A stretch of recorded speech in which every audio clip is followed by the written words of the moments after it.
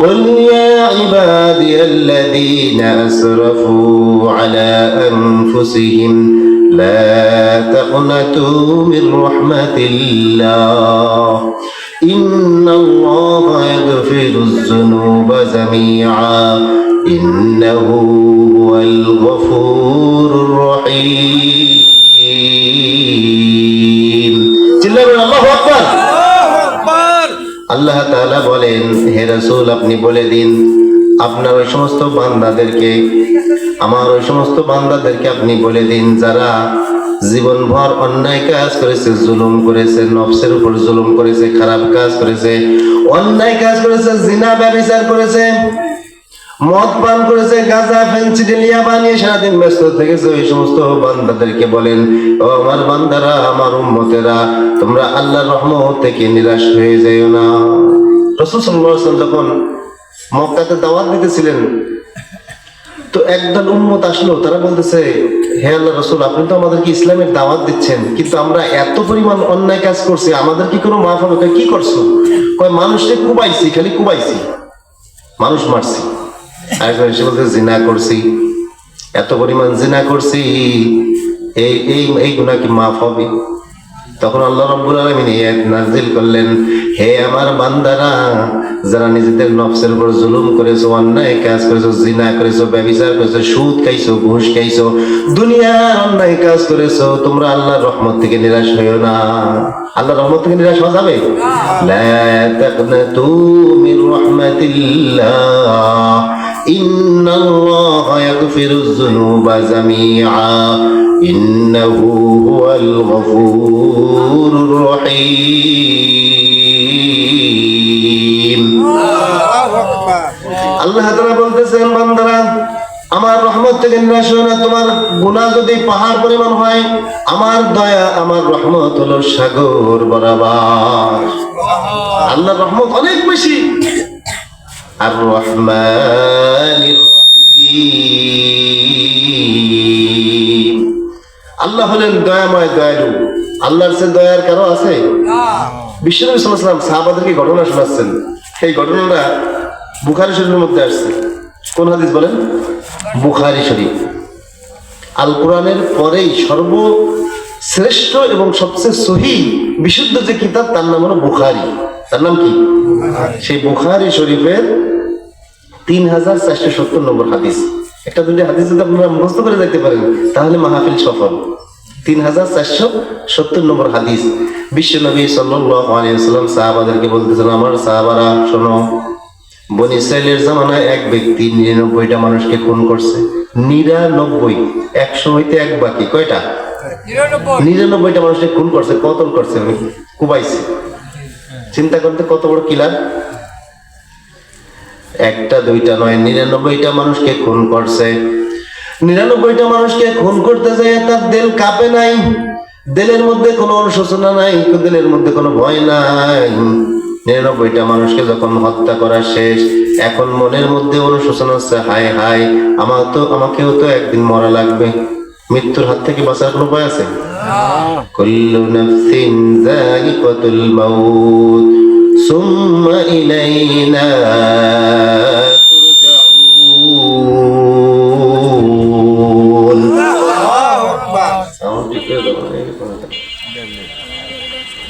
প্রত্যেকটা প্রাণী যার মধ্যে প্রাণ আছে, সেটা পোকা হোক, সেটা গরু হোক, ছাগল হোক, মহিষ হোক, যার মধ্যে প্রাণ আছে, মরা লাগবে কি লাগবে না? আল্লাহর কাছে ফিরে যাওয়া লাগবে কি লাগবে না? ওর দিলের মধ্যে ভয় এসে গেছে, আরে আমি যে 99টা মানুষকে খুন করলাম, আমারও তো মরা লাগবে, আমার মরার পর কি উপায় হবে? আমার কি বাঁচার কোনো রাস্তা আছে নাকি? এখন একজনের কাছে জিজ্ঞেস করে, ভাই আমি কি ক্ষমা পাবো? কয় কি করছো? কয় 99টা মানুষকে খুন করছো। ওরে সর্বনাশ, 99টা মানুষের খুন করছো, না জানি তোমার কিছু করলে তুমি আবারও কোপ বসাই দাও নাকি? তোমার সাথে কোনো কথা নাই? তবে এই জঙ্গলের মধ্যে এক রাহেব আছে, রাহেব মানে পাদ্রী। খ্রিস্টানদের মধ্যে যারা লেখাপড়া জানতো তাদেরকে রাহেব বলা হয়, পাদ্রী বলা হয়। সন্ন্যাসী আছে, তার কাছে যাও, সে তোমার একটা সমাধান দিতে পারে। রাহেবের কাছে যাই বলতেছে, আমার একটা সমাধান দিতে হবে। কি সমাধান? আমার কি কোনো ক্ষমা হবে? কয় কি করছো? কয় 99টা মানুষকে খুন করছি। করে সর্বনাশ, 99টারে খুন করলে আবার তুমি এখন পিসাবতি চাও? হ্যাঁ, এই ব্যাখ্যা 99টা মানুষের খুন করছিস, তোর কোনো ক্ষমা নাই। আমার যদি কোনো ক্ষমা না থাকে তোর কোনো বাঁচার উপায় নেই। তোর অঞ্চল দিয়েছে কোপ দিয়ে ওটা দিয়েছে ফেলাই। কয়টা হলো? আপনার শুনতেছেন না ঘুমাচ্ছেন? মনোযোগ আছে? আলহামদুলিল্লাহ। 100টা বুঝে গেছি। বাস 100টা মানুষকে খুন করার পরে ওর অন্তরের মধ্যে আরো জ্বালা পড়া শুরু হয়েছে, কামড়াইতেছে। হায় হায় করলাম কি, 100টা আল্লাহর বান্দাকে আমি খতম করে দিয়েছি, আমার কি বাঁচার আর কোনো রাস্তা আছে? এখন যার সাথে দেখা হয় তাকে বলে, ভাই আমার কি ক্ষমা হবে? কয় কি করছো? কয় 100টা মানুষকে খুন করছি। কয় তুমি যেভাবে অনুশোচনা তোমার দিলের মধ্যে জাগ্রত হয়েছে, তোমার অন্তরের মধ্যে যেমন পাপের অনুশোচনা জাগ্রত হয়েছে, তুমি যেরকম তওবা করতেছো, আশা করা যায় আল্লাহর কাছে যদি খাস দিলে মাফ চাইতে পারো, তোমার জীবনের গুনাহ মাফ করে দিতে পারে কে? আল্লাহ তাআলা পারে। এই বিশ্বাস নিয়ে ও চিন্তা করতেছে, তাহলে তো তওবা যখন সুযোগ আছে তওবা করে ফেলি। এখন বলতেছে তুমি তওবা করলে হবে না, এই এলাকার মধ্যে থেকে আকাম কুকাম অন্যায় কাজ করছো, এই এলাকার থেকে হিজরত করতে হবে। কি করতে হবে? হিজরত মানে ত্যাগ করো। এই এলাকা থেকে যদি তুমি হিজরত করতে পারো, এলাকা ত্যাগ করে সামনে এলাকার মধ্যে কিছু আল্লাহওয়ালা বুজুর্গ মানুষ আছে, তাদের কাছে যাইয়া তুমি যদি খাস দিলে তওবা করো, তারা যদি তোমার জন্য একটু দোয়া করে দেয়, হয়তো হতে পারে এই ওসিলায় তোমার জীবনে সমস্ত গুনাহ আল্লাহ মাফ করে দিবে। এখন ও বড় মনে আশা নিয়ে তওবা করে দৌড় শুরু করছে। 3টা আমল আছে এমন, যদি বান্দা 3টা আমল করতে পারে, তার পিছনে যত গুনাহ আছে সব গুনাহ মাফ করে দিবেন কে? আল্লাহ তাআলা মাফ করে দিবেন। 3টা আমলের কথা বলবো। 1 নম্বর হলো, যখন কোনো ব্যক্তি 80 বছর ধরে কুফরি করছে, হ্যাঁ ঠিক আছে, 10 মিনিট নম্বর আলোচনা শেষ হয়ে যাবে ইনশাআল্লাহ, আর সমস্যা নেই। আলোচনা যদি আল্লাহ বাঁচায় রাখে আপনারা শুনতে পারবেন তো ইনশাআল্লাহ।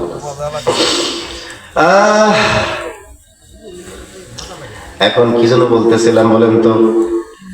3টা আমল আছে, যে 3টা আমল করলে জীবনে যত গুনাহ আছে সব গুনাহ আল্লাহ মাফ করে দেয়। 1 নম্বর হলো, একজন ব্যক্তি কাফের, 80 বছর ধরে কুফরি করছে, 60 বছর ধরে কুফরি করছে, আল্লাহরে মানে নাই, আল্লাহকে স্বীকার করে নাই, আল্লাহর নাম উচ্চারণ করে নাই, কালেমা পড়ে নাই।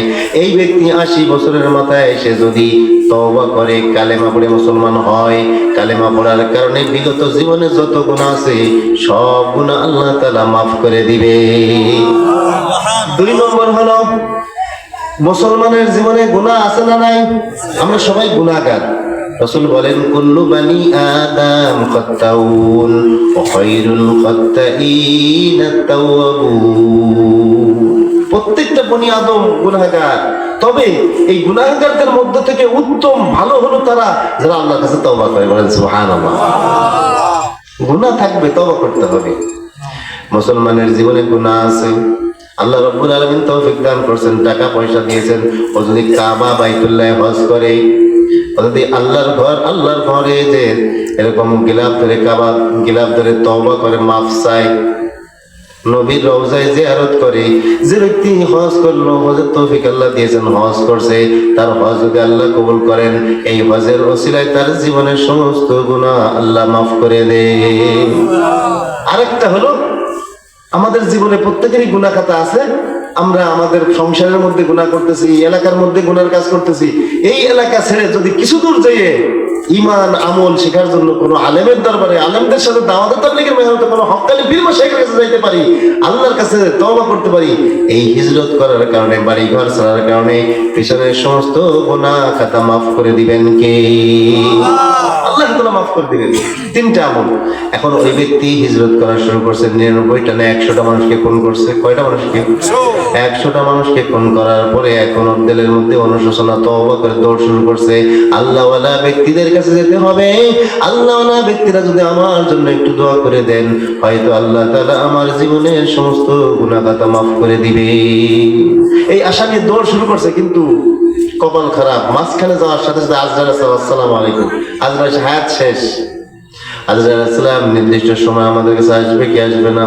ইযা জাআ আজালুহুম লা ইস্তাগফিরুনা সাআতান ওয়া লা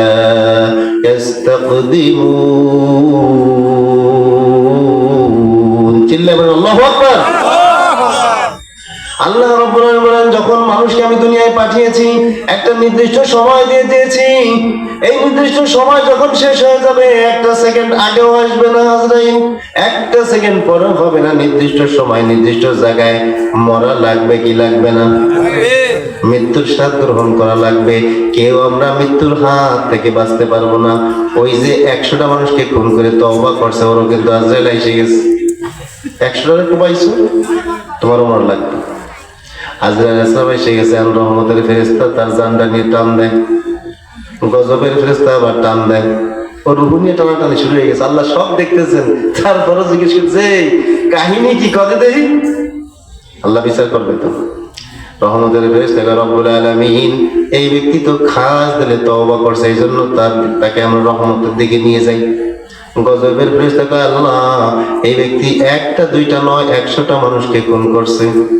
কথা তো ঠিকই আছে, রহমতের ফেরেশতা টানাটানিও ঠিক আছে, গজবের ফেরেশতা টানাটানিও ঠিক আছে। তবে ফায়সালা হলো ও কত পরিমাণ পথ অতিক্রম করছে দেখ। ও যদি বেশি পরিমাণ পথ অতিক্রম করতে পারে, ওকে আমি মাফ করে দিব। আল্লাহ রাব্বুল আলামিন তওবাকে এত ভালোবাসেন, তওবাকে এত পছন্দ করেন। কোন ব্যক্তি যদি নিজের জীবনের গুনার কথা স্মরণ করে চোখের পানিটা ফেলাইয়া ঠোঁটটা একটু ভেটকায় দিয়ে আল্লাহর কাছে সারেন্ডার করতে পারে, আল্লাহ আমি ভুল করে ফেলেছি, অন্যায় করে ফেলেছি, তুমি আমার জীবনের গুনাহ খাতা মাফ করে দাও। এভাবে যদি আল্লাহর কাছে একটু কাকুতি মিনতি করে, ওর জীবনের সমস্ত গুনাহ আল্লাহ মাফ করে দেয়। আল্লাহ তওবাকে খুব পছন্দ করে। আসলে ও কম পথ অতিক্রম করেছিল, বেশি অর্ধেক বাকি সামনে যাইতে। আল্লাহ তাআলা বলেন, ও জমিন এই পাশটা একটু বড় হয়ে যাও। আল্লাহ কোন বললে ফায়াকুন হয় কি হয় না? কোন বলার সাথে সাথে এই পাশের জমিনটা বড় হয়ে গেছে, ওই পাশের জমিনটা কমে গেছে। ও আসলে কম পথ অতিক্রম করেছিল, কিন্তু আল্লাহ রাব্বুল আলামিন ওর উপর মেহেরবানি করেছেন। ফেরেশতারা দেখলেন যে আসলে বেশি পথ গিয়েছে। আল্লাহ রাব্বুল আলামিন বললেন, যাও ওকে আমি মাফ করে দিলাম।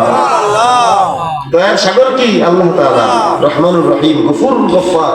তিনি দয়া, আমাদের গুনাহ যদি পাহাড় বরাবর হয়, আল্লাহর দয়া সাগর বরাবর, নিরাশ হওয়া যাবে না। লা তাকুনাতু মির রাহমাতিল্লাহ, ইন্নাল্লাহা ইয়াগফিরুয যুনুবা জামিআ, ইন্নাহু হুয়াল গফুরুর রহিম। চিল্লাবেন আল্লাহু আকবার। আল্লাহ তাআলা বলতেছে, নিশ্চয়ই আল্লাহ তাআলা বড় ক্ষমাশীল, তোমরা আল্লাহর রহমত থেকে নিরাশ হবেন। আরেকটা ঘটনা বলে শেষ করে দিচ্ছি, আলোচনা শুনবেন। আরেকটা ঘটনা, কিফিলের ঘটনা। রাসূল সাল্লাল্লাহু আলাইহি ওয়াসাল্লাম, এটাও সিয়াসিত্তার কিতাবের মধ্যে আসছে। কিফিলের ঘটনা, এটা তিরমিজি শরীফের 2496 নম্বর হাদিস। তিরমিজি শরীফের মধ্যে বিশ্বনবী সাল্লাল্লাহু আলাইহি ওয়াসাল্লাম সাহাবাদেরকে আশ্বাস দিচ্ছেন, তোমরা নিরাশ হয়ো না, হতাশ হয়ো না, গুনাহ করেছো, অন্যায় করেছো, আল্লাহর কাছে মাফ চাও, মাফ হয়ে যাবে। কিফিল ছিল সুদখোর, ঘুষখোর, জিনা, ব্যভিচার, এমন কোন আকাম কুকাম দুষ্টমি বদমাইশি নাই যাও করে নাই, সব করছে। একবার এক মহিলা আসছে, বলতেছে, ভাই তোমার তো অনেক সম্পদের মালিক, তুমি আমারে কিছু টাকা ধার দাও। আমি তো টাকা ধার দেই, এমনি দেই না, আমি টাকা ধার দেবো 2000, আমার 3 মাস পরে দিবা তুমি 3000, এই শর্তে নিতে হলে সুদ। সুদের ব্যবসা, কিসের ব্যবসা? এই এলাকায় তো সুদের ব্যবসা নাই, আমাকে এইসব এলাকায় আছে। হ্যাঁ সাবধান ভাই, এই সুদের ব্যবসা থেকে আল্লাহ তাআলা আমাদের সবাইকে হেফাজত করে, বলুন আমিন। এখনো আকাম কুকাম যা আছে সব করে। মহিলা কয়ে, ভাই আমি বড় বিপদগ্রস্ত, ক্ষতিগ্রস্ত, অভাবগ্রস্ত, আমাকে একটু দয়া করো। দয়া করতে পারি, তোমার চেহারাটা সুন্দর, তুমি খুব সুন্দরী, তাহলে একটা কাম করো, তোমাকে আমি টাকা দিচ্ছি, এর বিনিময়ে তোমাকে আমার সুদ দেওয়া লাগবে না, একটা আকাম করতে হবে আমার সাথে একটা অন্যায় কাজ করতে হবে, রাজি থাকো। তাহলে এমন মহিলা করছে বিপদে, টাকা তার লাগবে, কি করবে? রাজি হয়ে গেছে। গভীর রজনীতে মহিলা ওই কিফিলের সঙ্গে খারাপ কাজের মধ্যে লিপ্ত হবে। এমন সময় মহিলা শরীর আল্লাহর ভয়ে কাঁপ শুরু হয়ে গেছে। এমন কিফিল কয়, তুমি এরকম কাঁপতেছো কেন? ইত্তাকুল্লাহ, তুমি আল্লাহকে ভয় করো। কাকে ভয় করো? আল্লাহকে ভয় করো। আমি জীবনে কোনো অন্যায় কাজ করি নাই, এই অন্যায় কাজ আমি তোমার সাথে রাজি হয়েছি শুধু আমার অভাবের কারণে। আমার যদি অভাব না থাকতো, জীবনে আমি এই আকামের মধ্যে রাজি হতাম না। তুমি আল্লাহকে ভয় করো, গুনার কাজ ছেড়ে দাও। আল্লাহর কথা শোনার সাথে সাথে কিফিল তওবা করে বলতেছে, তোমাকে যে টাকা দিয়েছিলাম ওই টাকা আর দেওয়া লাগবে না, আমি তওবা করলাম, জীবনে আর কোনো অন্যায় কাজ করব না। দেখছেন, মানুষের জিন্দেগি পরিবর্তন তো সময় লাগে। আল্লাহ তাআলা কবুল করে ফেলছে ওর তওবা। ওই রাত্রেই আজরাইল আলাইহিস সালাম এসে হাজির। আজরাইল আলাইহিস সালাম এসে হাজির হয়ে গেল। ওই ব্যক্তির মৃত্যু হয়ে গেল, কিফিলের মৃত্যু হয়ে গেল। সব এলাকার মানুষ সকালবেলা যাই কয় ডাকাত মরছে, নুসরটা মরছে, বদমাইশ মরছে, সুদখোর মরছে। এখন অনেক ভালো ভালো লোক যায় দেখে, তার দরজায় লেখা রয়েছে কিফিল তওবা করছে, আল্লাহ রাব্বুল আলামিন ওর জীবনের সমস্ত গুনাহ মাফ করে দিয়েছে। দরজায় লেখা। বনী ইসরাইলের জামানায় এরকম আজীব আজীব ঘটনা ঘটছে। এর থেকে শিক্ষা কি? শিক্ষা হলো আমাদের জীবনে গুনাহ আছে না নাই? আমরা সবাই গুনাহগার। এই গুনাহ থেকে তওবা করার দরকার আছে না নাই? আমরা যদি আল্লাহ রাব্বুল আলামিনের কাছে তওবা করে ফিরে আসতে পারি, 5 ওয়াক্ত নামাজ জামাতের সাথে গুরুত্ব সহকারে আদায় করব, পরিবারস্থ যারা আছে তাদেরকেও নামাজের দিকে আহ্বান করব, আমার ছেলে, আমার মেয়ে, আমার স্ত্রী, পাড়া প্রতিবেশী যারা আছে সবাইকে নিয়ে নামাজ কায়েম করব। এরকম যদি নিয়ত করে হাতে পায়ে ধরে আমার সন্তানদেরকে, স্ত্রী পুত্র ছেলে মেয়ে যারা আছে সবাইকে নিয়ে নামাজ কায়েম করতে পারি, আল্লাহ রাব্বুল আলামিন এই নামাজ কায়েম করার দ্বারা 5টা পুরস্কার দান করবে। কয়টা পুরস্কার দরকার আছে না নাই? যখন কোন ব্যক্তি গুরুত্ব সহকারে 5 ওয়াক্ত নামাজ জামাতের সাথে আদায় করবে, আল্লাহ রাব্বুল আলামিন ওই ব্যক্তিকে 5টা পুরস্কার দিবেন। প্রথম পুরস্কার, দুনিয়াতে ওই ব্যক্তি দুনিয়াতে রিজিকের জন্য কোনো অভাব থাকবে না। ওর রিজিকের পেরেশানি, টেনশন দূর করে দিবেন কে? আল্লাহ তাআলা ওই ব্যক্তির রিজিকের পেরেশানি দূর করে দিবেন। 2 নম্বরে, কবর বড় ভয়াবহ জায়গা, আজীব জায়গা। কবরের মধ্যে আযাব আছে। ওই কবরের মধ্যে যখন নামাজীকে রাখা হবে, আল্লাহ রাব্বুল আলামিন নামাজীকে ওই 5 ওয়াক্ত নামাজ গুরুত্ব সহকারে জামাতের সাথে আদায় করার কারণে ওর কবরের আযাব আল্লাহ মাফ করে দিবে। আমলনামা ডান হাতে দিবেন। যারা এ প্লাস পায়, আপনাদের সন্তানরা অনেকে এসএসসি এইচএসসি পরীক্ষায় এ প্লাস, খুশিতে বাকবাকুম পায় না, কি বলেন? ঠিক। বাপ মা এত পরিমাণ খুশি হয়েছে, 1 মন মিষ্টি নিয়ে আয়, এ খালা বাড়ি নিয়ে যা, এ বোন বাড়ি নিয়ে যা, এ তোর বোনারে খাওয়ায়, এ প্লাস পাইছে, কি খুশি। যারা 5 ওয়াক্ত নামাজ গুরুত্ব সহকারে জামাতের সাথে আদায় করবে, আল্লাহ রাব্বুল আলামিন কাল কিয়ামতের কঠিন মুসিবতের দিন সমস্ত মানুষ যখন ইয়ানাফসি ইয়ানাফসি করবে, তাদেরকে আল্লাহ রাব্বুল আলামিন ডান হাতে আমলনামা দান করবে। এটা হলো খুশি, পাস হয়ে গেছে, ডান হাতে আমলনামা পাস। ডান হাতে আমলনামা শুধু তাই নয়, পুলসিরাতের পুল, হীরকের চেয়ে ধার, অমাবস্যার রাতের চেয়ে অন্ধকার, 30,000 বছরের পথ ওই ব্যক্তির জন্য বিদ্যুৎ যেমন চমকালে সেকেন্ডের মধ্যে, 1 সেকেন্ডের মধ্যে সে পার হয়ে চলে যাবে বিনা হিসাবে। হিসাব দিয়ে জান্নাতে যাওয়া কি সহজ? গতকালকের আগের দিন কি খাইছেন মনে আছে? কয় গ্লাস পানি খাইছেন? গরুর গোশ খাইছেন না মুরগির গোশ খাইছেন মনে আছে? সারা জীবনের হিসাব যদি আল্লাহ চাই দেয়া যাবে। হিসাব দিয়া জান্নাতে যাওয়া বড় কঠিন। আল্লাহ রাব্বুল আলামিন আমাদেরকে কোনাকুনি বাঁচার একটা রাস্তা দিয়েছেন। 5 ওয়াক্ত নামাজ গুরুত্ব সহকারে জামাতের সাথে যদি কোনো ব্যক্তি আদায় করতে পারে, আল্লাহ রাব্বুল আলামিন তাকে বিনা হিসাবে জান্নাত দান করবে। পারা যাবে ইনশাআল্লাহ। আল্লাহ তাআলা আমাদের সবাইকে কবুল করে নিন। শেষে একটা হাদিস বলে শেষ করে দিচ্ছি। আদাল্লু আলাল খায়রি কাফাইল, হুজুরকে নিয়ে আসেন। আদাল্লু আলাল খায়রি কাফাইলিহি, বিশ্বনবী সাল্লাল্লাহু আলাইহি ওয়াসাল্লাম বলেন, মানুষ যখন ভালো কাজের দিকে পথ দেখায়, ওই ভালো পথে যত ব্যক্তি যাবে তাদের যত আমল করবে সবার আমলের সব যে ব্যক্তি প্রথমে পথ দেখালো তার আমলনামায় দান করবে। আপনি এলাকার মধ্যে যুবকদেরকে ধরে ধরে ধরে মসজিদে নিয়ে যান, বাবা জান এদিকে আসো, একটু চকলেট খাওয়ালেন, একটু চা খাওয়ালেন, নিয়ে মসজিদের মধ্যে দাখিল করে দিচ্ছেন। নামাজ পড়লে এই লাভ, নামাজ না পড়লে এই ক্ষতি। এরকম করে যদি আপনি 100 জনকে নামাজি বানাতে পারেন, 100 ব্যক্তি প্রতিদিন নামাজ পড়লে 500 ওয়াক্ত নামাজ হয়। কয় ওয়াক্ত হয়? 500 ওয়াক্ত নামাজ হয়। আপনার নামাজ 60 বছর ধরে পড়ছেন, আপনি বলতে পারবেন কবুল হয়েছে? আপনি বলতে পারবেন না কবুল হয়েছে। ওই 100 ব্যক্তি 500 ওয়াক্ত নামাজ পড়লে কবুল হয়েছে কিনা সেও জানে না। কিন্তু আপনি যে 100 ব্যক্তি